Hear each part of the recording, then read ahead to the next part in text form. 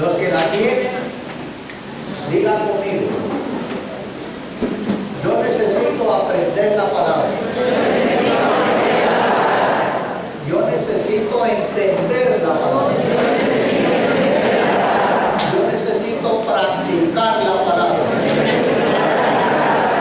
Y yo necesito comunicar la palabra. Vamos a pedir ayuda aquí. Toda esta nave, sin que quede ninguno calladito. Cuando yo diga tres, digan esas cuatro necesidades al resto. 1, 2, 3.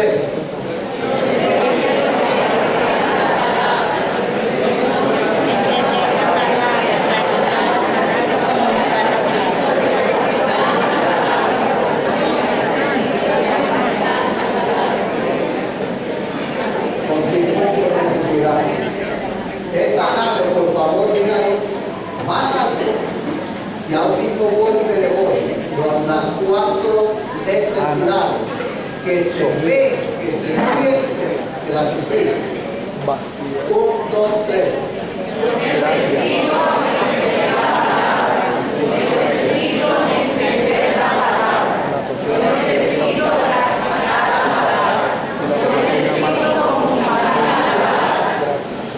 Y en este proceso de aprender y practicar este ciclo de 4 eslabones necesarios, indispensables, con miras a que la iglesia del Señor Jesucristo en la tierra viva sanamente, dependa de Dios en todos sentidos y mantenga al diablo en su lugar. Porque mientras la iglesia ignore la palabra y no la entiende porque no la lee, y no la practica porque no la entiende, y no la comunica porque no la practica, sencillamente el diablo va a estar haciendo estragos en su casa, en tu familia, en tus hijos, en tus padres, y la voluntad de Dios no es esa. Por eso le voy a mencionar un tema muy sencillo, pero hay que prestarle mucha atención. Dios, su voluntad y su plan. Dios, su voluntad y su plan. Es muy sencillo. Primero, acerca de Dios. Dios es una palabra demasiado prostituida. La palabra Dios está en la boca de los siervos de Satanás. Y la iglesia necesitamos entender, en primer lugar, Dios es espíritu. No nos podemos imaginar cómo es Dios. Porque Dios es espíritu, lo dice precisamente el Señor Jesucristo. En segundo lugar, a Dios nadie lo vio jamás. Estos hermanos que cuentan testimonios que son bonitos, van diciendo: ay, hermano, anoche yo vi a Dios y yo no sabía que el Señor es altísimo, y yo no sabía que el Señor es así y así. La Biblia dice que a Dios nadie lo vio jamás. El unigénito Hijo que está en el seno del Padre, Él nos lo dio a conocer. Así que tú sabrás tanto de Dios como conozcas a Jesucristo. Y sabrás tanto de Jesucristo como vivas, respetes y aprendas del Espíritu de Dios. En tercer lugar, Dios no necesita de nada. Diga estos 3 declaraciones bíblicas acerca de Dios.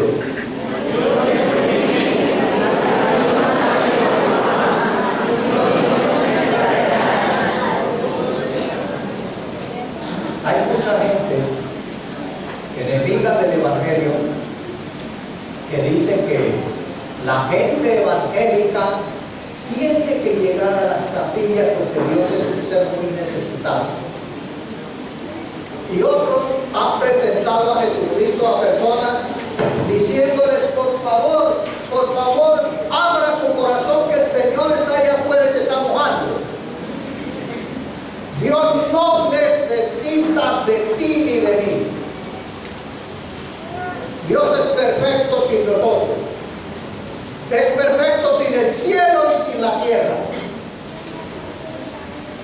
A los religiosos hay que hablar de esa manera. El apóstol Pablo, en Hechos capítulo 17,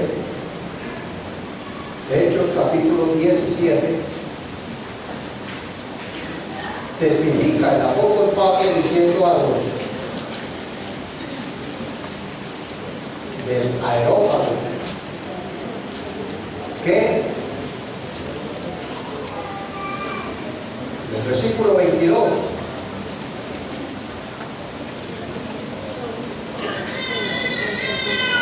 o bien el versículo 16, mientras Pablo los esperaba en Atenas, su espíritu se enardecía viendo la ciudad entregada a la idolatría. Así que discutía en la sinagoga. 18. Algunos filósofos de los epicúreos y de los estoicos disputaban con él. Unos decían, ¿qué querrán decir este palabrero? Y entonces 22. Pablo, puesto en pie en medio del Areópago, dijo: varones atenienses, en todo observo que sois muy religiosos.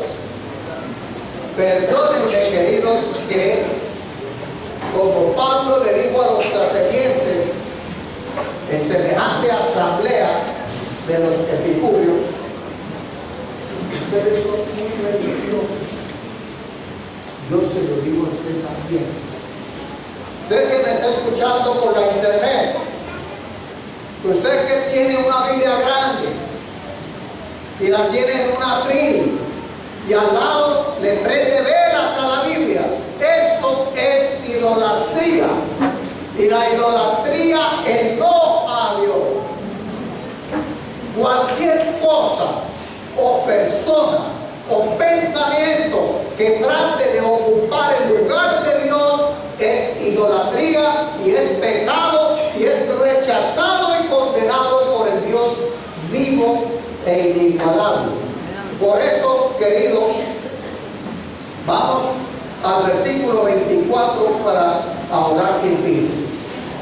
Lo que Pablo les dijo a aquellos religiosos que le rendían junto a cuanto Dios se imaginaba, y después que se les agotaba la lista, entonces pusieron un título que decía: al Dios no conocido. Vamos a adorar al Dios no conocido. Y entonces Pablo aprovecha eso para introducir su mensaje y le dice: el Dios hizo el mundo y todas las cosas que en él hay, siendo Señor del cielo y de la tierra, no habita en templos hechos por manos humanas, ni es honrado por manos de hombres, como si necesitase de algo, pues Él es quien da a todos vida y aliento y todas las cosas, y de una sola sangre ha hecho todo el linaje de los hombres, para que habiten sobre toda la faz de la tierra, y les ha prefijado el orden de los tiempos y los límites de su habitación, para que busquen a Dios si en alguna manera, palpando, puedan hallarle, aunque ciertamente no está lejos de cada uno de nosotros, porque Dios es omnipresente por naturaleza. Está en todas partes a la misma vez. No nos podemos esquivar o esconder de ninguna manera. Esta descripción de Dios es indispensable para su vida y para mi vida en este aumento idolátrico, en esta costumbre de hacer todo lo posible por rendirle culto a la capacidad del hombre. Si le va a rendir culto, tiene que ser a Dios, que es espíritu. Para ello tienes que tener a Cristo en tu corazón y permitir que el Espíritu Santo entonces ilumine el espíritu tuyo y tendrás la mente de Cristo y adorarás. Conocerás cuál es la voluntad de Dios, conocerás qué es lo que Dios realmente quiere, y de esa manera tu vida estará mostrando la presencia de Dios en tu casa, en tu trabajo, en tu oficina. No habrá ninguno en la empresa donde tú estás que no se dé cuenta que Cristo está en tu vida. Lo triste es que por ser tan religiosos, casi nadie se da cuenta quién eres tú. Pero podemos resolver eso.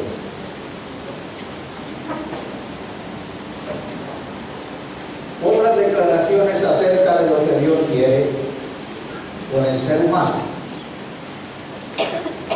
No imite, escuchen lo que Dios quiere. No imiten las conductas ni las costumbres de este mundo.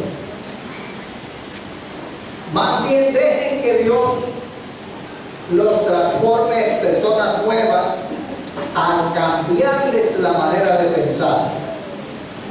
Entonces aprenderán a conocer la voluntad de Dios para ustedes, la cual es buena, agradable y perfecta. Él quiere eso. Primero Él quiere que lo conozcamos a Él como el Dios indefinible. La criatura humana no es capaz de definir a Dios. Él se autonombró diciendo: yo soy el que soy.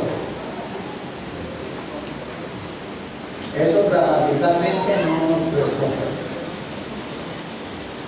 Dios es el gran indefinible. Él está cerca del ser humano. Está cerca del criminal. Está cerca del adúltero. Está cerca del mentiroso. Está cerca del religioso que le rinde culto a lo que se le ocurra. Dios está cerca porque Él es omnipresente. Y siendo omnipresente, le da la oportunidad a cada criatura humana que pueda acercarse a Dios, porque Dios se ha acercado a ellos. Pero Él quiere esto. Otra cosa muy importantísima que nos dice la Biblia: este es el testimonio, que Dios nos ha dado vida eterna, y esta vida está en su Hijo. El que tiene al Hijo tiene la vida. El que no tiene al Hijo de Dios no tiene la vida. Yo le he hablado a decenas, tal vez centenas de católicos, apostólicos y romanos, que Dios está cerca y Él quiere salvarlo. Ay, sí, yo esta mañanita me lo comí en la hostia. No me estoy burlando. Yo sé perfectamente bien que la religión embrutece al ser humano, esclaviza al ser humano, lo vuelve criminal. Lo sé por experiencia. Cuando dice la Biblia, el que tiene al Hijo, es porque lo ha recibido personalmente. Es porque el mismo Señor se le ha presentado y le dice: he aquí, yo estoy a la puerta y llamo. Si alguno oye mi voz y abre la puerta, entraré a Él, cenaré con Él y Él conmigo. Y usted, guiado por el Espíritu de Dios, abrió el corazón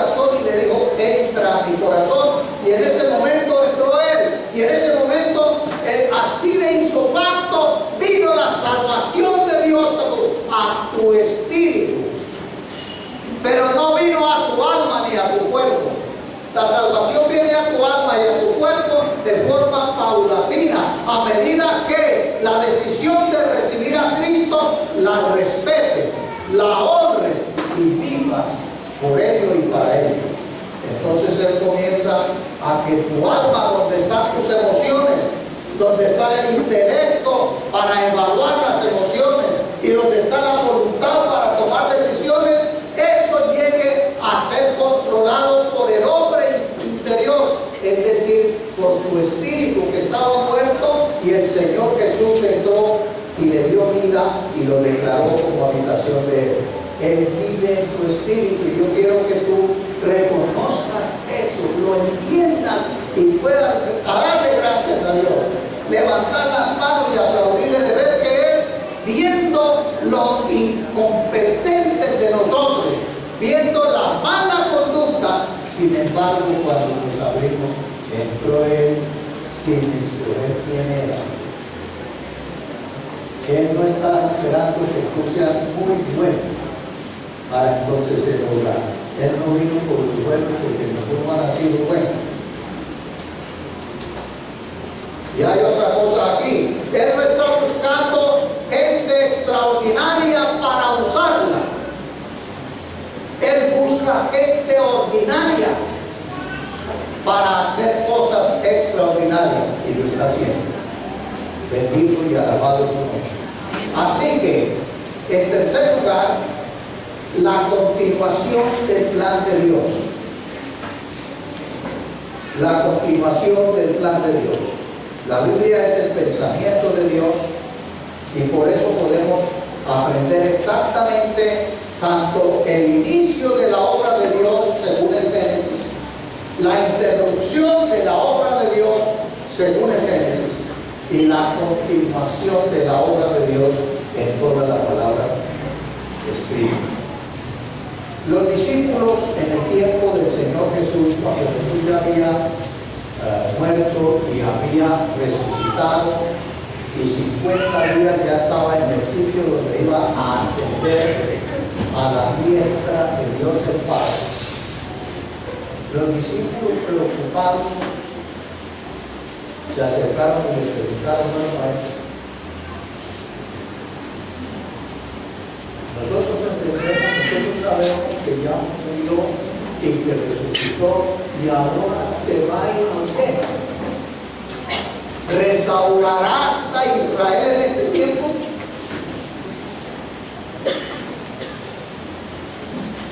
Esa pregunta conlleva temor, porque ellos esperaban que la esclavitud bajo la cual vivían, hombre, se pudiera resolver. Pero ¿sabe lo que Jesús les dijo? No os toca a vosotros saber los tiempos o las sazones que el Padre puso en su sola potestad, pero abre tus oídos, amable oyente, abre tus oídos y escucha. Pero dice el Señor Jesucristo: recibiréis poder cuando haya venido sobre vosotros el Espíritu Santo. Antes no. Y me seréis testigos en Jerusalén, en toda Judea, en Samaria y hasta lo último de la tierra. A ver si descansan un poquito. ¿Qué tanto alcanza la visión de Dios?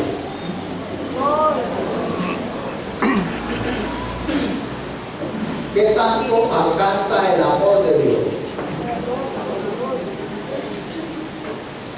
Cuando dice de tal manera amó Dios al mundo. Esa es la visión. Y en esa visión, Él entra a cada persona que lo recibe como Salvador de su vida. Y como dije el viernes en ese lugar, Él tiene interés que ninguno en tu casa se pierda, sino que se arrepienta. Pero cuando la persona recibe a Cristo, inmediatamente Él revela en su palabra que ha sido salvo para que comience los procesos con Dios como Padre, porque ahora el Señor Jesucristo lo hizo Hijo de Dios. Y tiene que comenzar a ser alumno, a hacer los procesos de la palabra.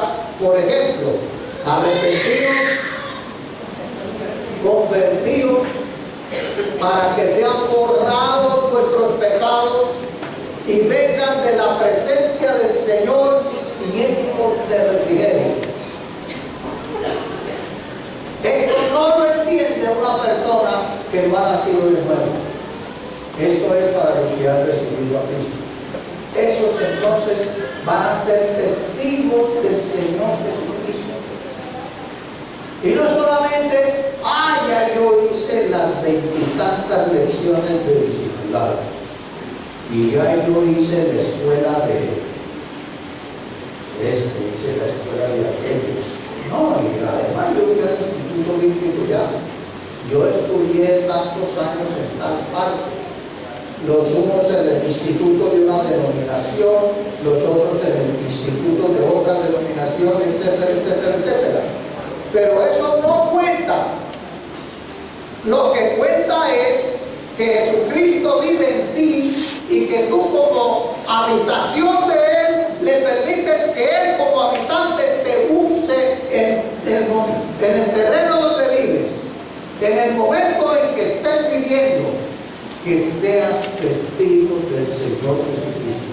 El apóstol Pedro lo dice de esta manera: cada uno según el don que ha recibido, que debe ser.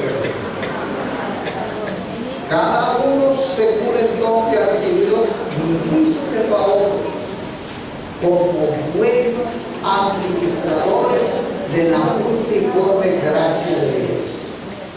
Esa es la manera en que Dios dice de la continuación de su obra que fue consumada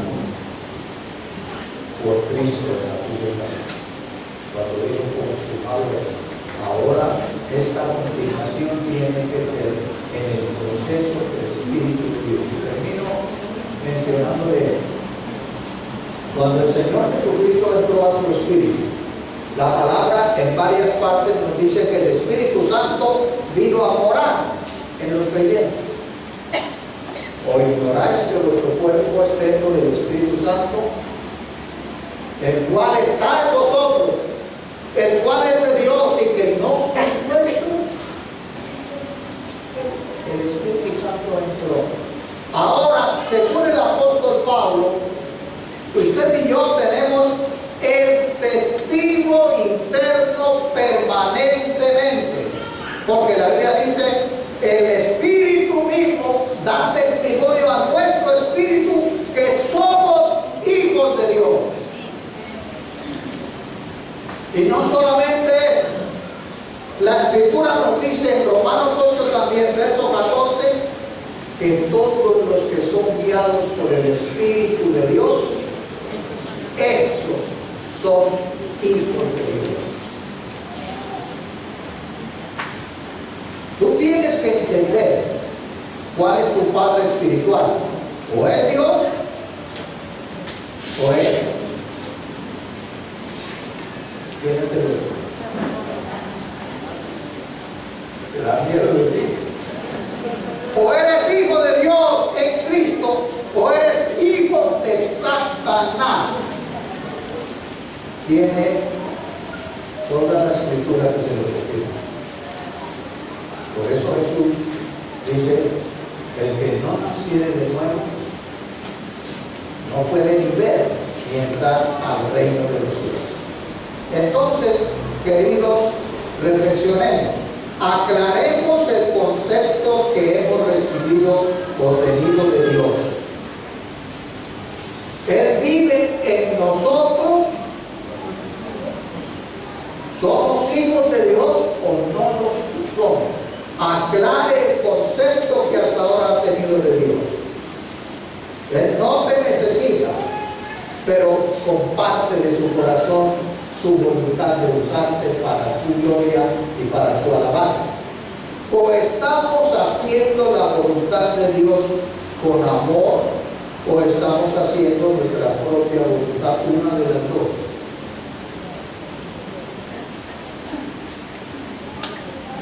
Si yo hago mi propia voluntad, no puedo hacer la voluntad de Dios. Si yo hago la voluntad de Dios, no puedo hacer mi propia voluntad.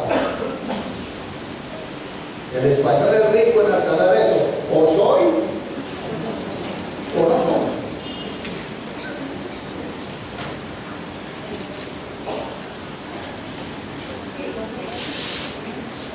Vivamos el ciclo F. Vivimos el ciclo F o ¿qué? Te motiva las actividades, te motiva el culto y esto es todo. O tú eres un instrumento donde el Señor, por su gracia, por su misericordia, Él te buscó y colocó su semilla en ti. Y eso representa una cosecha extraordinaria. Esa semilla es el Evangelio. Y eso se lo digo a los que se iban a quedar allí porque Él ascendía a la diestra del Padre. Ir por todo el mundo y predicar el Evangelio. Ir y hacer discípulos en todas las naciones. Él colocó su semilla y hasta tanto esa semilla no nazca, porque cayó en un terreno adecuado y comience a florecer y comience a dar el fruto, estaremos en rebelión con Dios. Nos estaremos engordando de conocimiento, pero sin entender el conocimiento de Dios. Y la iglesia no puede seguir así. El ciclo F es un principio bíblico irrefutable. Él quiere que cada uno comparta lo que recibió de Dios. Y eso hará la diferencia entonces en tu propia vida, en tu propia familia y en tu propia congregación. Cuando comenzamos a hacer lo que Dios nos ha mandado, entonces estamos ocupados con Dios y con lo que nos mandó a hacer, que no nos queda tiempo de escuchar baboserías, no nos queda tiempo de escuchar mentiras, no nos queda tiempo de escuchar calumnias, no nos queda tiempo de escuchar sugerencias diabólicas que te hacen daño a ti y a tu familia. Poco que conocemos. ¿Quiere hacerlo? Amén. ¿Sí? Si de verdad lo quiere hacerlo, expréselo emocionalmente, poniéndose de pie y dice: aquí estoy a tu disposición. No quiero seguir viviendo a la deriva. Voy a ser un obrero de la viña del Señor. Exprésalo, como le dije. Pues ya hizo lo primero, ahora con sus manos así. Alabe al Señor. Dos maneras de usar las manos para decir así. Podemos todos partir las manos, dice el Señor, de alguna manera de honrarlo a Él. Pero otra,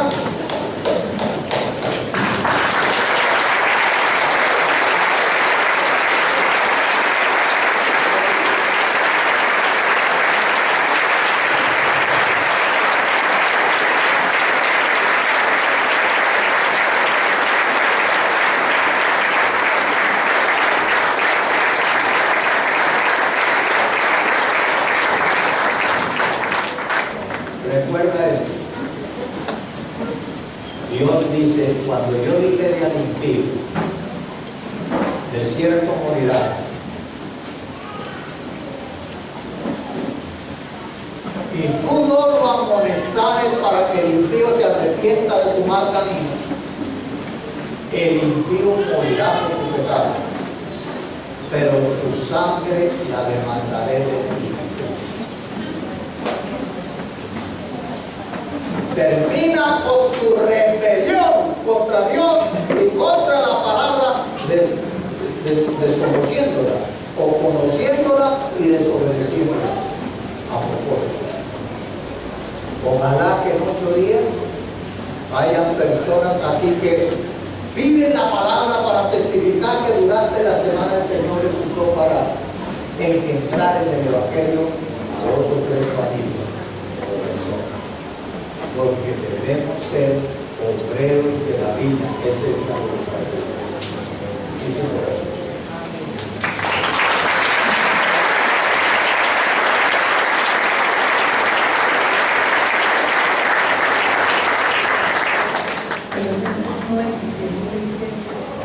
Sobre todas las cosas, pórtense como es digno del Evangelio de Cristo.